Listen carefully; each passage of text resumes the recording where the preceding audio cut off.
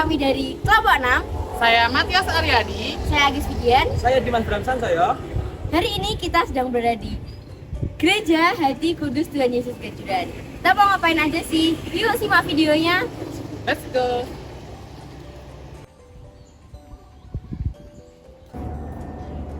Baik, selamat siang Bapak. Perkenalkan, kami dari mahasiswa program studi bisnis perjalanan wisata Sekolah Vokasi Universitas Gadjah Mada. Jadi kepentingan kami ke sini yaitu untuk mewawancarai Bapak mengenai sejarah dan cerita-cerita di Gereja Hati Kudus Tuhan Yesus Kanjuran ini. Perkenalkan, nama saya Ari dan Saya Dimas Bram. saya Agis. Nah, mungkin dari Bapak sendiri bisa memperkenalkan diri, Pak. Ya, terima kasih. Nama saya Aris. Saya di sini sebagai sekretaris pelayanan peziarah khususnya. Saya bekerja di Kanjuran ini dari tahun 2000. Kurang lebih 23 tahun ini. Mungkin itu sekilas kenalan dari saya. Baik Pak, kalau gitu mungkin langsung ke pertanyaannya saja ya Pak. Saya mau tahu nih Pak, bagaimana sih Pak sejarah awalnya berdiri Gereja Hati Kudus Tuhan Yesus Kanjuran ini sih Pak? Baik, awalnya Gereja Kanjuran ini sebagai tokoh yang mengawali perkembangan Kanjuran, khususnya dalam iman Katolik itu adalah dua orang bersaudara, yaitu Julius dan Joseph Smutzer. Julius dan Joseph Smutzer ini adalah generasi penerus dari Wilfred Smutzer, orang tua dari Smutzer yang dulunya dari negeri Belanda datang ke Indonesia, khususnya di Jogja Kanjuran ini. Lalu beliau mendirikan pabrik gula. Jadi Wilfred Smutzer, orang tua dari Julius dan Joseph Smutzer itu mendirikan pabrik gula, namanya pabrik gula Gondang Lipuro. Nah, itu didirikan pada tahun 1860-an. 1860-an. Terus Wilfred Smutzer menikah dengan Maria Katos Smutzer, lalu memiliki anak, dan yang di akhirnya usaha pabrik gula itu diwariskan kepada dua orang anak ini, yaitu Julius dan Joseph Smutzer. Itu Julius dan Joseph Smutzer mulai usaha pada diserai untuk pengelolaan usaha pabrik gula ini pada tahun 1912. Ya. Julius dan Joseph Smutzer ini termasuk orang yang terpelajar. Beliau berdua dalam pengelolaan pabrik tidak melulu perhatiannya terhadap usaha yang dijalaninya, tapi di samping itu hal-hal yang memungkinkan mendukung jalannya atau keberlangsungan pabrik ini juga diperhatikan, terlebih kehidupan masyarakat pada umumnya.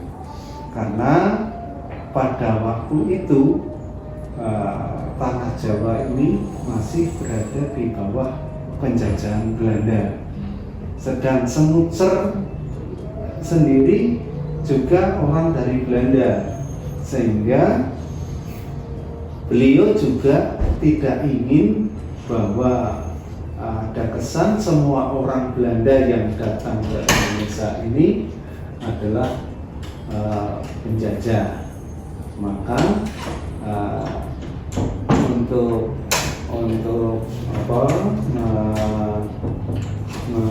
menyampaikan kesan Belanda penjajah, semua orang Belanda penjajah, ya Smutzer ketika mengelola pabrik gula juga dengan memperhatikan atau mempelajari terlebih kehidupan masyarakat di sekitar sini. Lalu pada tahun sekitar tahun 1920 Semutser mulai berpikir untuk memperkenalkan iman Katoliknya. Tapi memang beliau juga menyadari bahwa beliau bukanlah seorang pastor atau misionaris atau guru agama. Maka ketika ada keinginan itu, Semutser menghubungi ke Muntilan untuk mendatangkan guru agama dari Muntilan, karena pusat misi agama Katolik Tanah Jawa waktu itu di Muntilan, tempatnya Romo Van Lith.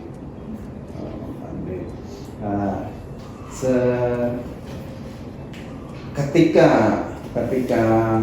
mau mendatangkan guru agama itu, tentu Semutser juga mempunyai konsep secara pribadi untuk memperkenalkan iman Katoliknya, terlebih memperkenalkan Yesus sebagai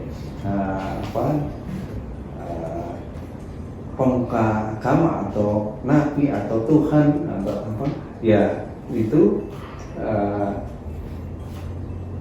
sosok Yesus ini ya, supaya bagaimana supaya masyarakat atau umat yang diajak itu akan mudah memahami siapa Yesus. Maka dari pengalaman yang Semutser selama itu juga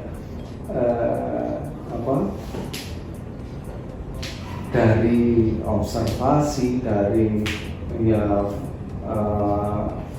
pemantauan, dari mempelajari kehidupan masyarakat di sini, yang mana masyarakat di sini yang di bawah pengaruh kerajaan Mataram, tentu dari segi pemerintahan masyarakat sangat hormat dan patuh terhadap raja. Kemudian juga adat istiadat atau budaya Jawa itu sangat kuat, tradisi Jawa itu masih sangat kuat. Maka ketika ingin memperkenalkan ajaran Katolik, terlebih memperkenalkan siapa Yesus, itu supaya mudah dipahami, ya Yesus dihadirkan dalam sosok Raja Jawa. Karena ya tadi masyarakat itu hormat dan patuh terhadap raja. Melihat sosok pemimpin itu adalah orang yang berpenampilan yang demikian, dalam arti ya dari segi fisik, pakaian, dandan, punya wibawa dan sebagainya. Maka ketika melihat pola pikir yang demikian, Semutser terinspirasi bahwa kami sebagai orang Katolik juga memiliki raja, yaitu Kristus, atau Yesus, Kristus Raja. Maka Yesus dihadirkan dalam nuansa Jawa dan didudukkan sebagai Raja Jawa. Tentu ini melalui proses yang panjang, tidak serta-merta ide lalu disampaikan, dibuat itu ya tidak begitu. Tentu melalui proses yang panjang dengan izin kepada Paus sebagai pimpinan umat Katolik sedunia, kemudian juga izin pula kepada pemerintahan setempat dalam hal ini Kerajaan Mataram, supaya semuanya tidak ada salah sangka. Dan akhirnya setelah diizinkan baik dari Paus maupun dari kerajaan, baru membuat patung Yesus yang demikian, yang termaktub dalam kitab suci juga. Di salah satu ayat di kitab suci itu, di Injil Matius itu ada disebutkan, Yesus berkata, "Marilah datang kepadaku kalian yang letih lesu dan berbeban berat, aku akan memberi kelegaan bagimu." Nah, di situ kan Yesus juga menunjukkan Yesus terbuka bagi siapa saja yang mau berserah diri kepadanya. Demikian juga patung Yesus yang digambarkan dalam ini sebagai raja. Yesus menipak jubah dan menunjuk hati, terbuka bagi siapapun juga. Namun tentu saja bukan hanya mereka diharapkan hanya datang berserah diri, berdoa, memohon, tapi juga harus disertai usaha, karena di ayat selanjutnya itu juga disebutkan bahwa pikulah yang dipasang maka bebanmu akan ringan. Jadi ketika kita datang kepada Yesus, berserah diri kepadanya, memohon, ya tidak hanya sekedar memohon, harus berani memikul beban apa yang kita tanggung itu, bagaimana mencari jalan keluar. Untuk ya tentu dengan kita berusaha memohon, berusaha, Tuhan memberi jalan, memberi terang. Lalu setelah berkembang, dalam arti ada perkembangan, Semutser mulai ingin mendirikan sebuah bangunan gereja, tempat ibadah umat Katolik. Waktu itu bahkan pastor yang berkarya di sini atau misionaris Katolik itu belum ada. Yang memang diawali dari Semutser ini, sehingga tokoh Semutser ini sungguh sangat berpengaruh dalam ini. Lalu pada tahun 1924 Semutser mendirikan bangunan gereja, tepatnya tanggal 16 April. Nah, dalam bangun gereja memang semula juga Semutser punya beberapa konsep bangunan gereja. Ada yang salah satunya saya melihat di rancangan video, tapi nggak tahu kalau itu sudah lama sekali saya melihat ketika saya masih ikut OMK. Itu pernah diputar dalam acara apa, tapi saya nggak tahu itu dari mana dan sekarang di mana. Dulu memang saya pernah melihat itu konsep gereja yang dulunya ya hampir semacam ini, tapi melingkar gitu, umat duduk di tengah, lalu pastor yang memimpin di tengah. Tapi itu belum disetujui. Lalu ada konsep ya bangunan biasa,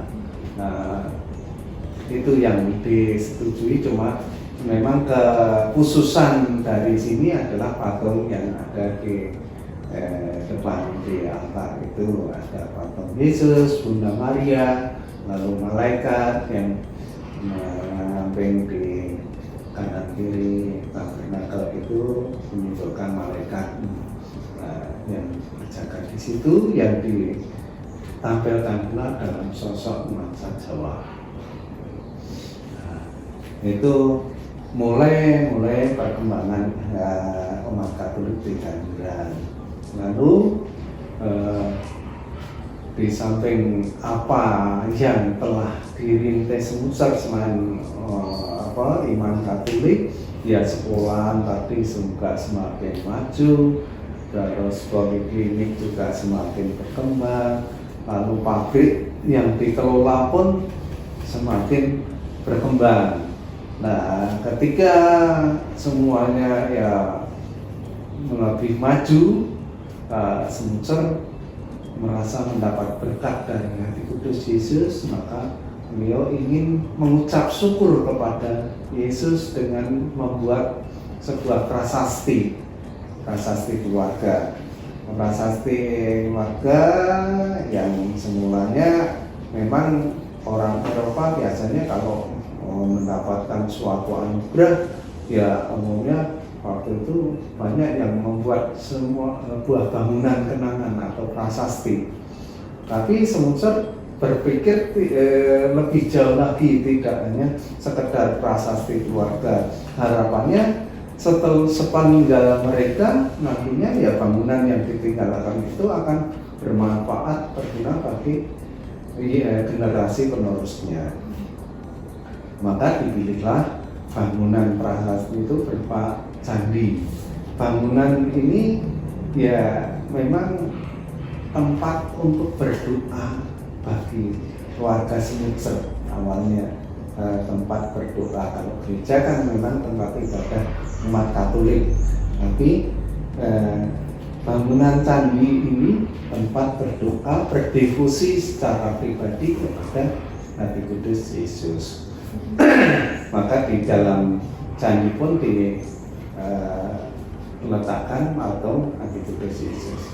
Nah, dipilihnya candi itu ya supaya bangunan itu bukan merupakan bangunan asing bagi orang di sini, karena di sini kan juga ada banyak peninggalan candi di mana-mana, yang mana candi itu tempat untuk berdoa. Bahkan secara tradisi Jawa atau keyakinan Jawa mungkin ada tempat-tempat khusus yang disakralkan untuk pemujaan atau mempersembahkan sesaji-sesaji, yang dibuat juga ada stupa.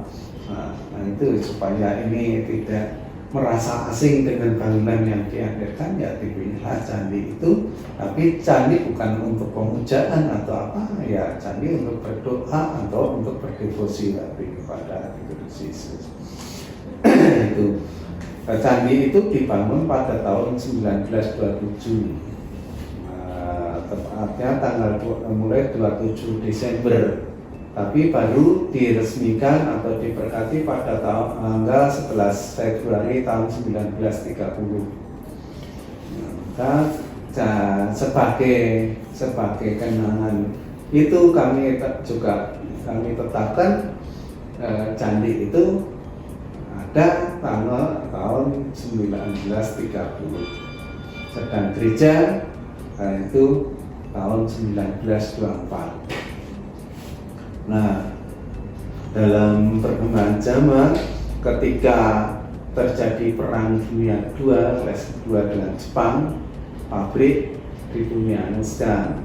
Lalu perumahan-perumahan Semutser yang dulu di seberang jalan sana, yang sekarang menjadi ruko dan lapangan, itu dulu perumahan Semutser menghadap ke utara, yang dulunya ya rumah Semutser, Alempa, itu gedung besar putih menghadap ke utara berhadapan dengan candi.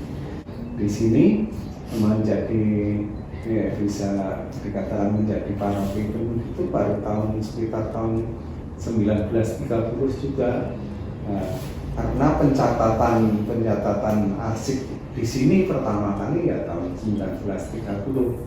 Sebelumnya ketika gereja ini dibangun ya sementara menginduk dengan gereja Bimbaran yang ada lebih dulu.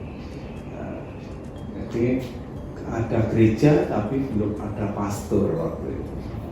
Sehingga ini menjadi kekuatan iman bagi kami juga. Bisa dikatakan iman Katolik itu muncul dari bawah. Itu. Lalu sepeninggal Semutser sekian tahun lamanya, pada tahun 96-97 itu kami mulai berpikir untuk mengembangkan candi yang semula hanya kelompok sebagai hanya orang-orang tertentu yang berdoa di situ, atau yang katakan ya mengetahui tentang candi itu. Lalu kami mulai berbenah untuk menjadikan candi itu juga tempat berdevosi, berziarah untuk umat Katolik pada umumnya. Lalu mulai kami bangun, dan kebetulan pada saat itu bisa dikatakan diketemukan mata air yang berada di bawah candi yang sekarang dinamakan air Perhutosari. Waktu itu ada seorang pendoa dalam meditasi atau kontemplasi doa mendapat semacam bisikan bahwa di bawah candi Kanjuran itu ada atau terdapat mata air yang berlimpah. Lalu mencoba dinaikkan, diteliti, ternyata memang benar di situ ada sumber air yang debit airnya besar kalau misalkan kita gali atau kita karena juga di samping pusatnya di bawah candi air itu merembes bisa dikatakan ada arus sungai bawah tanah. Lalu salah satu dari rembesan itu kami naikkan lalu kami periksakan ke laborat, ternyata air itu juga bersih dan dinyatakan layak minum tanpa masak, juga mengandung mineral. Nah, setelah itu bisa dikatakan mulai itu juga banyak orang yang penasaran ingin tahu tentang kanjuran, lalu mulai banyak kedatangan dan kami juga memperkenalkan kanjuran ini kepada umat kami di paroki Kanjuran ini. Dulunya awalnya ya dengan mengadakan misa setiap perayaan misa mingguan itu pada bulan tertentu yang ada hari Minggu kelima dipusatkan di depan candi, di samping ya juga untuk memperkenalkan kepada umat kami di Kanjuran khususnya bahwa kita mempunyai candi Kanjuran, tempat devosi, tempat berdoa ini selain gereja ya, itu. Lalu setelah itu juga mau rame dari peziarah dari mana-mana datang dan hingga pada tahun 2006 ketika terjadi gempa itu gereja peninggalan Smucer roboh dan waktu itu ada 4 orang yang meninggal karena kena runtuhan karena pada waktu gempa sedang berlangsung misa atau perayaan Ekaristi di pagi. Oke, nah, setelah itu kami mulai berbenah untuk membangun gereja kembali. Namun gereja yang semula itu peninggalan Smucer itu memang bisa dikatakan kecil, tidak bisa menampung lagi umat yang hadir di Kanjuran ini untuk mengikuti misa, sehingga ketika umat itu meluap ya bagi yang umat tidak bisa masuk ke dalam mungkin hanya mendengar dari luar saja pengeras suara karena terhalang oleh tembok. Maka kami mulai berpikir untuk memperluas gereja yang sekiranya bisa menampung umat yang hadir.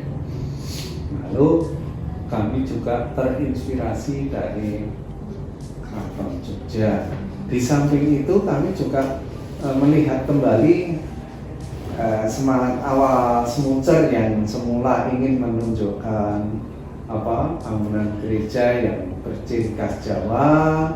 Lalu dari yang tadi saya katakan saya pernah melihat video itu ada konsep semacam ini lah. Maka kami terinspirasi dari bangunan keraton yang joglo keraton ketika ada Piswanan Agung, raja duduk di tengah bisa melihat ke seluruh penjuru tanpa berhalang. Demikian juga warga yang hadir ingin menyampaikan hormat terhadap raja ya tidak perlu bersakat tapi dari jauh pun bisa lihat. Maka hari itu kami pertama ya dari bangunan, jelas bangunan ciri khas Jawa joglo, kemudian bangunan terbuka, lalu ketika hari raya umat meluap tidak bisa masuk dalam gereja, ya setidaknya ketika berlangsung misa seluruh umat bisa konsentrasi tertuju kepada di altar di mana pastor memimpin perayaan Ekaristi itu. Demikian juga pastor yang memimpin bisa melihat ke seluruh penjuru tanpa terhalang ketika menyampaikan homili atau khotbah ketika itu. Maka kami buat gereja yang terbuka, bentuk joglo terbuka demikian. Dan kebetulan yang arsitek untuk arsitek ukir itu yang mengerjakan juga orang-orang yang merenovasi keraton, sehingga seni ukir itu kami padukan antara ukir khas Jawa dengan liturgis Katolik. Sedang warna mungkin agak kaget kalau gereja Katolik kok warnanya hijau. Gitu.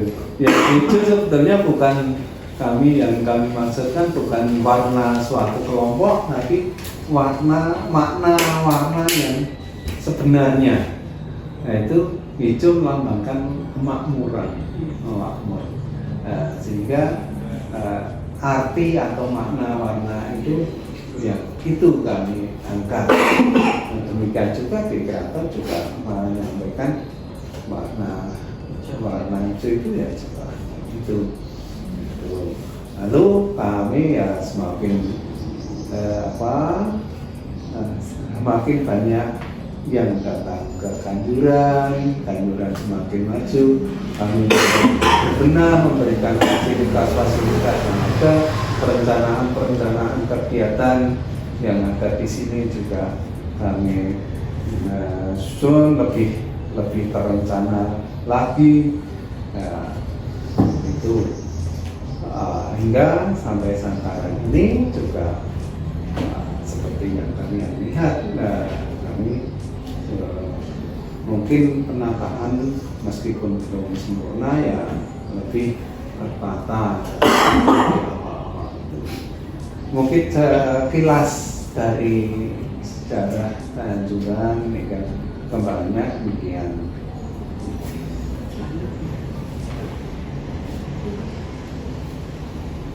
Untuk pertanyaan selanjutnya, apa saja fasilitas dan ruang doa yang ada di gereja Kanjuran? Yang utama adalah gereja itu sebagai tempat ibadah umat Katolik yang dilaksanakan pada hari Minggu, terutama hari Minggu itu. Kemudian juga tempat doa ada adorasi itu bagi kami umat Katolik itu merupakan tempat doa yang berfokus kepada sakramen Maha Kudus. Jadi di situ ada ruang khusus yang ditempatkan, ditatakan sakramen Maha Kudus. Kami di situ untuk berdoa atau bisa bermeditasi dengan suasana yang lebih hening. Lebih kepribadi dan lebih hening dalam adorasi. Kemudian kami juga ada candi itu seperti yang katakan tadi adalah tempat berdoa atau berdevosi. Kemudian fasilitas pendukung lain yang lain doa untuk berdoa ya tentu saja ada pendopo sebagai ruang transit atau istirahat bagi penjara, ada kamar mandi, toilet, dan juga meskipun aula yang sebenarnya kami juga masih berpikir untuk membangun aula yang lebih memadai, tapi kami sementara ini juga ada. Lalu untuk selanjutnya, sebenarnya apa sih Pak yang membuat gereja KTY atau Kanjuran ini menjadi salah satu tujuan wisata religi yang populer di Yogyakarta? Keistimewaannya terletak di mana? Mungkin keistimewaannya lebih condong ke mengangkat tradisi atau budaya Jawa.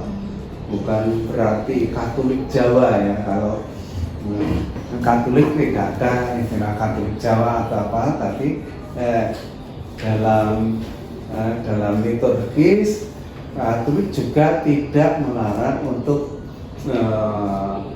menggunakan liturgis atau menginkulturasikan liturgis itu dengan budaya tradisi Jawa, ya tentu saja dengan simbol-simbol yang mendukung aspek liturgi itu. Tapi kalau di sini yang paling menonjol adalah ketika inkulturasi itu ya perpaduan liturgis Katolik dengan diiringi misalkan gamelan, mainan bahasa Jawa, bahkan juga para petugas dengan mengenakan busana Jawa. Di samping itu juga kami mengadakan kegiatan-kegiatan tertentu yang melibatkan juga orang-orang di sekitar sini untuk ikut terlibat dalam kegiatan. Mungkin itu yang bisa dikatakan menarik bagi orang lain, membedakan Ganjuran dan gereja yang lain, yang keinkulturasi budaya Jawa itu. Pak, saya mau nanya Pak, kalau yang saya tahu itu kan setiap berapa tahun sekali itu ada kayak gunungan kirap gitu kan Pak. Nah itu mungkin maknanya itu apa ya Pak dari kegiatan seperti itu? Oh ya, kami jatuhnya dari selain tiap minggu, setiap minggu itu memang ibadat atau perayaan yang rutin mingguan bagi umat Katolik. Kami juga mengadakan secara khusus penghormatan kepada Hati Kudus Yesus itu dengan misa malam Jumat pertama. Dan dalam misa malam Jumat pertama itu kami mengadakan novena yang kami mulai bulan Oktober. Novena itu doa 9 kali berturut-turut, entah itu per bulan atau per hari atau per minggu. Tapi kalau malam Jumat pertama jelas setiap bulan sekali. Setiap malam Jumat yang pertama dalam bulan.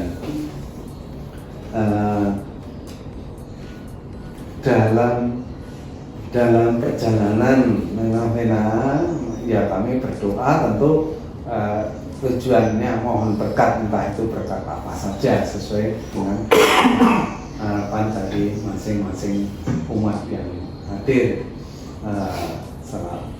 Lalu diakhiri, kebetulan kan dibuka pada Oktober dan terakhir yang ke-9 itu di bulan Juni.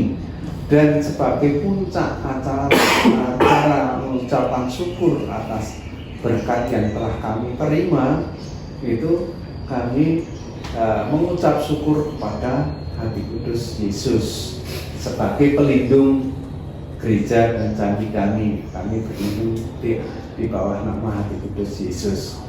Dan di bulan Juli itu secara liturgis Katolik merupakan bulan penghormatan kepada Hati Kudus Yesus. Bisa dikatakan ya pesta nama di bulan Juni itu ada pesta nama Hati Kudus Yesus. Maka di bulan itu kami kemas dengan sebagai ungkapan syukur atas berkat Hati Kudus Yesus yang kami terima. Dan kami persembahkan syukur itu di dalam misa yang kami kemas dalam nuansa Jawa. Itu sebagai ungkapan syukur. Maka simbol-simbol persembahan dari kami wujudkan dalam bentuk gunungan, di mana tradisi yang sudah berjalan di sini sebagaimana di keraton itu juga ada gunungan semacam itu ya, sebagai tradisi untuk persembahan atas berkat yang kami terima. Maka persembahan yang dalam gunungan itu tentu kami harapkan itu merupakan hasil bumi atau hasil karya manusia, bukan hasil pabrik. Sehingga memang diharapkan menjadi simbol atas berkatnya selama dalam 1 tahun ini kami berkarya menghasilkan ini, dan sebagai ungkapan syukur kami persembahkan dalam simbol gunungan dan bisa untuk berbagi kepada sesama. Dan karena setelah selesai misa renungan itu diberkati dan kita bagi, bukan untuk berebut gunungan, tapi gunungan itu kami dari panitia nanti kami bungkus dalam kantong-kantong plastik. Ketika pulang ya kami bagikan satu persatu. Itu sebagai simbol persembahan untuk berbagi kepada sesama. Untuk pertanyaan selanjutnya, bagaimana perawatan barang-barang koleksi yang ada di gereja Ganjuran ini, Pak? Ya, kayak misalnya alat-alat liturgi itu, apakah ada perawatan khusus? Kalau untuk perawatan terlebih condongnya kepada liturgis ya, perawatan liturgis ya seperti pada umumnya di gereja-gereja, bukan hanya di Ganjuran, itu ada perawatan ya secara fisik dibersihkan, dilap atau apa dengan untuk menjaga kebersihan, juga perawatan untuk misalkan dengan braso atau dengan hal yang lainnya. Dan di samping itu juga setiap seminggu sekali kami dari lingkungan-lingkungan itu juga ada jadwal kerja bakti, bersih-bersih gereja. Itu dari kami sendiri, dari karyawan juga setiap bulan sekali juga mengadakan kerja bakti untuk di mana yang perlu kita tata. Mungkin ini sudah masuk ke pertanyaan terakhir ya Pak. Berapa kunjungan wisatawan rata-rata yang masuk ke Ganjuran ini? Bisa dilihat dari segi banyaknya kendaraan atau perawatan khusus? Kalau secara khusus memang saya atau kami tidak mencatat ya kenapa, tapi dari dilihat dari umat yang hadir itu ya pada hari Senin, Selasa itu cenderung agak sepi. Rabu mulai ramai ya, rata-rata mungkin 500-an ada. Karena juga di samping itu kami melihat dari parkir kendaraan ya, aneka kendaraan itu juga paling tidak sehari itu lebih dari 1 bendel. Berarti kan 1 bendel itu 100, katakan 100, katakan misalkan habis 3 bendel itu 300, misalkan 300 kendaraan itu baru kendaraannya. Kalau orangnya ya mungkin berboncengan ya, bukan ya itu. Kalau wisatawan dari luar kota kira-kira banyak nggak Pak? Kayak misalnya dari bis yang datang, dilihat dari platnya atau ya rombongan-rombongan. Rombongan yang datang ya tiap bulan itu kebetulan ada, bisa dikatakan ada, tapi memang tidak selalu tiap bulan ini 5 bis, 10 bis atau berapa enggak, tapi pasti ada. Seperti halnya ini tadi pagi ini tadi dari rombongan dari Tangerang. Terus ya kebanyakan kalau misalkan rombongan besar itu kami seringkali dihubungi, tapi ada juga tidak menghubungi, hanya langsung datang ya kami silakan. Kalau mengadakan acara di sini ya tentu jauh hari mesti menghubungi terlebih dahulu. Ini Pak, kalau untuk kunjungannya itu berarti tidak hanya untuk umat Katolik aja ya Pak. Jadi yang mungkin agamanya agama lain kayak Kristen, Protestan, Islam itu boleh masuk ke sini ya? Boleh dan kami rentan terbuka bagi siapa saja. Namun ya kita pungkiri ya di antara mereka kan juga meskipun juga ada rasa canggung terlihat dari ya nyatanya ketika kami mengadakan misa di malam Jumat pertama itu, kami pernah dalam arti Romo yang memimpin misa itu pernah secara interaktif dalam hobinya itu menanyakan kira-kira dari Bapak itu ada yang umat beragama selain Katolik. Ternyata ada yang datang dan mereka datang itu ketika ditanya dan kebetulan waktu itu ada yang mau memberi kesaksian. Ketika ditanya ya ingin mengucap syukur saja kepada Tuhan bahwa mendapatkan berkat melalui perantara doa di candi-candi. Nanti kalau mau dicerita. Baik Pak, terima kasih atas sharing-sharingnya, informasinya, sharing pengalamannya. Terima kasih juga kepada Bapak yang sudah bersedia menjadi narasumber untuk mata kuliah kami. Semoga kita bisa bertemu di lain kesempatan lagi. Ya, terima kasih. Kami juga akan pengurus gereja mengucapkan terima kasih atas kepercayaan kalian untuk mengangkat atau belajar tentang gereja Kanjuran ini. Semoga apa yang kami sampaikan juga bisa bermanfaat, menambah pengalaman, dan juga mohon maaf apabila masih ada kekurangan yang kami